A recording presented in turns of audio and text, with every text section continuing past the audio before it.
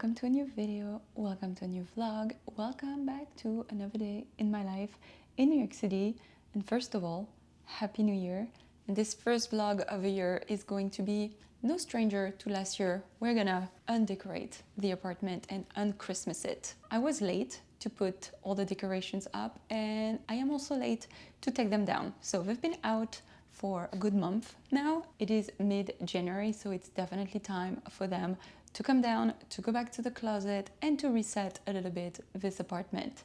I'm not gonna do a deep clean because not today, but I don't know what we're gonna do today actually. Yeah, I don't really have a plan for the first vlog of the year, but we're gonna spend time together and that is all that matters. Today's Sunday and we're gonna see where it takes us. The reason that the holiday decor is still up is that my friend came over. I finally hosted someone over than myself and Harrison. It's kind of, I don't know if it's a tradition, but I remember we did the same thing last year and we start the year with a good raclette. I wouldn't be French if I didn't eat a raclette during the winter. And this was actually my second one. I had one on my own. This was the first one with friends and I was so happy to have them over, just the three of us plus Harrison. And last year when they came over, they actually brought a galette des rois or 3 king's cake. And I know how to make this, but I haven't made it since 2018, if I'm not mistaken. This was when I actually hosted, I think, 15 people in a previous apartment and I made galette des rois from scratch. I actually even made the dough, which took forever. I think the dough itself takes over 6 hours to make. This year I bought the dough at Trader Joe's, but I did the filling. I'm so happy how it turned out. I also got a compliment from my friend who told me she actually liked it better than the store one. And let me tell you, galette des rois is not something very common in New York City. You have to go to a French bakery to get it, so the fact that she liked mine, I was definitely flattered. Christmas is over, the holidays are over. It is time to box it up, put it back in the closet and get a fresh start on the apartment. If you haven't subscribed yet to the channel, now it is your time to do so. So please subscribe, like this video, leave me a comment, let me know what you're looking forward to this year. And without further ado, let's start the vlog. Let's box this baby up. No, I'm not talking about you, Harrison. I'm talking about the tree. How can I find satisfaction? I fill my time with more distractions. Another text, I gotta respond. I'm in my head, I just wanna turn it off. Just wanna turn it off. I'm good as long as I'm productive, even if it's self-destructive. Someone needs me, gotta say yes. I miss my bed, but I keep running instead. I keep running instead. Okay, that didn't take as much time as putting everything up and it gave me the opportunity to clean my messy closet, or more like reorganize it, as well as getting rid of what was behind my bedroom door, although it was only the AC there. It's good that it's out of the way and it's gonna feel less crowded over here, which it already does. I do have to say I love having the trees up just for the light because it makes the place so cozy. And I think my favorite thing during the season was definitely being on the couch with Harrison, only having the Christmas lights and just watching a movie on the video projector, so it just reflected straight on the wall. That was definitely a good moment. It was so cozy. And now the place looks bigger and cleaner. There is something about the playing space that I love. And Harrison is definitely happy to get his little corner back because he does have a lot of toys and he loves to hang out with all of them. So you bet that as soon as I clean up the floor and put back all his toys in his place, it's just been hanging there. That's really cute to see. And now my couch looks pretty bare. I do have a solution. You might notice that there are 2 pillows that are missing and they are right over here. As my friend said, let's talk about Pillowgate because I ordered some new pillow covers. I tried them, I liked them on the website, I loved the quality, I loved the fabric. I didn't enjoy the colors. I didn't think it looked good in the space. I think we need a little bit more contrast. So we're gonna put 4 pillows as per usual, so 2 on each side. So let's start with the first pillow covers that I found actually on Walmart as well. They're beige. I love the fabric. It's a velvety fabric. It's pretty thick. So I'm hoping I won't have all those feathers sticking out of the pillows because that definitely plays with my nerves. I got 2 of these. The other one is actually the one that I was thinking about when I first was shopping. I went back to my original idea. This is kind of the same material as my spring pillows, but I do really like the pattern. It's floral and brown. I do feel that it brings that little contrast that I was craving for without being too dark over here.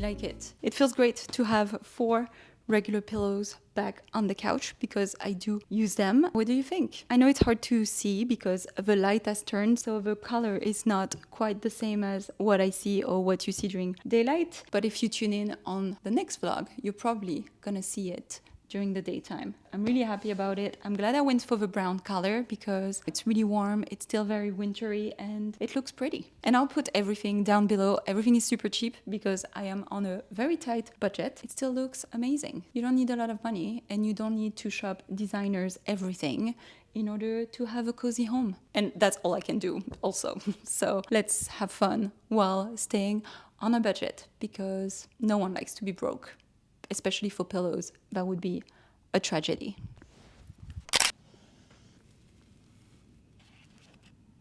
So my friend that came over, they also came with a little present to start the new year, and I am so happy.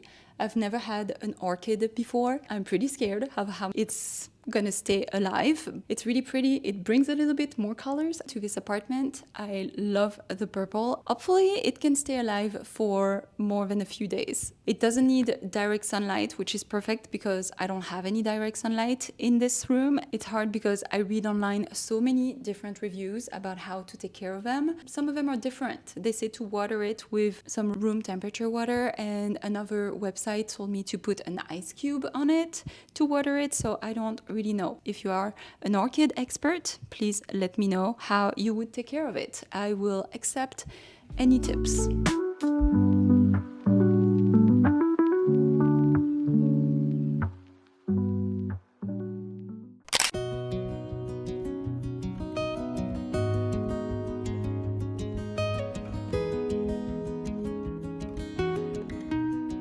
Something I got for the new year is, of course, a new planner. I do this every year.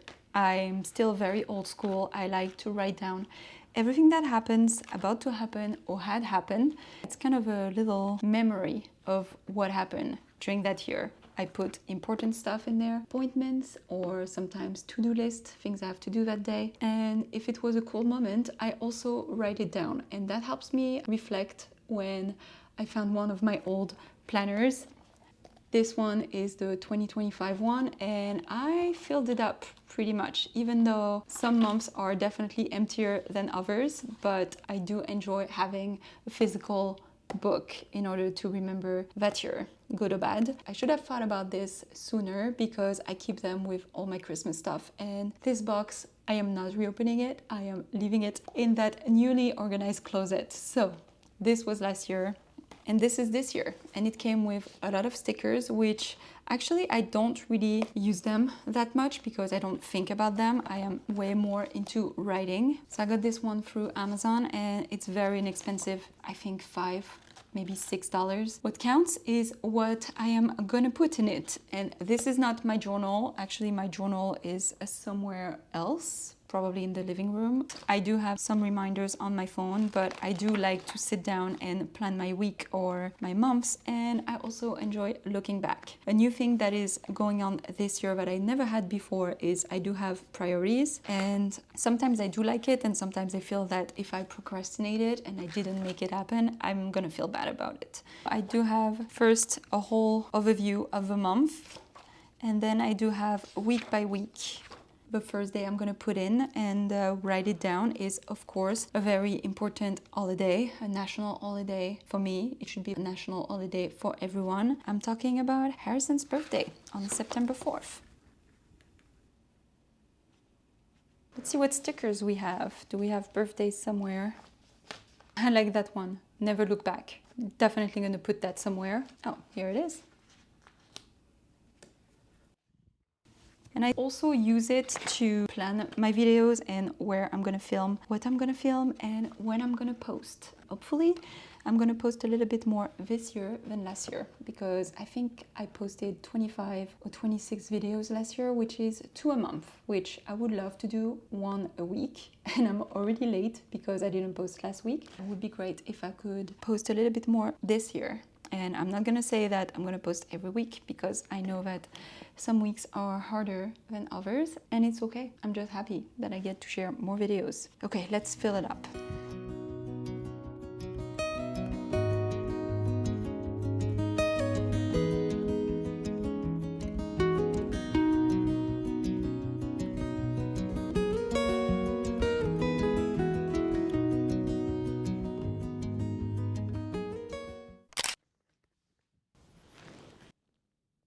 Someone is being very cozy on the bed, but we're about to go on a walk and enjoy a little bit afternoon walk in Central Park. A segment I filmed back, I think it was at the end of November. But while we go on a walk, you guys can watch this. It's about my books, and I do need to catch you up on books because I've been reading a little bit more during December, and in that segment I was actually starting or about to start reading some books, and I already finished them, so we need to catch up. We're gonna go on a walk, you're gonna go watch book talk, and I'll pick you up after that.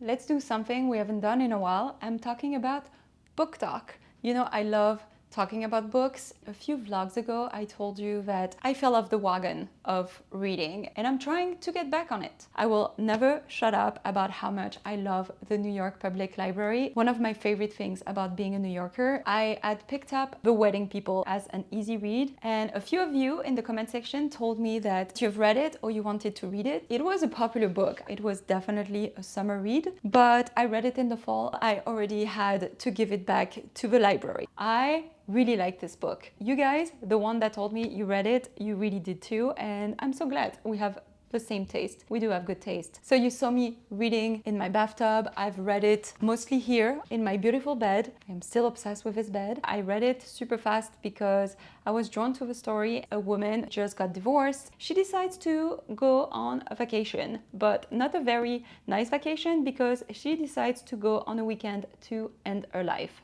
That's how it starts. This is no spoiler. It's definitely how the book welcomes you. That woman goes to a very nice fancy hotel that she actually saw when she was still married, and they made the promise of going there together one day and treated themselves. Well, she decides it's a very nice hotel to end her life to. So unfortunately for her, she arrives in that hotel and there is a wedding happening, and the entire hotel has been booked for the wedding party. She ends up meeting the wedding people, especially the bride. She's very straightforward about why she's there, and the bride of course doesn't want someone to kill themselves on the wedding, but she also ends up, I can't tell you. You have to read it. If you want an easy read to go back into reading, or if you need something to get cozied up by the fire, on your couch, on your bed, this is a really good book to do that. It's scary at times how I felt very close to the character and what she was going through.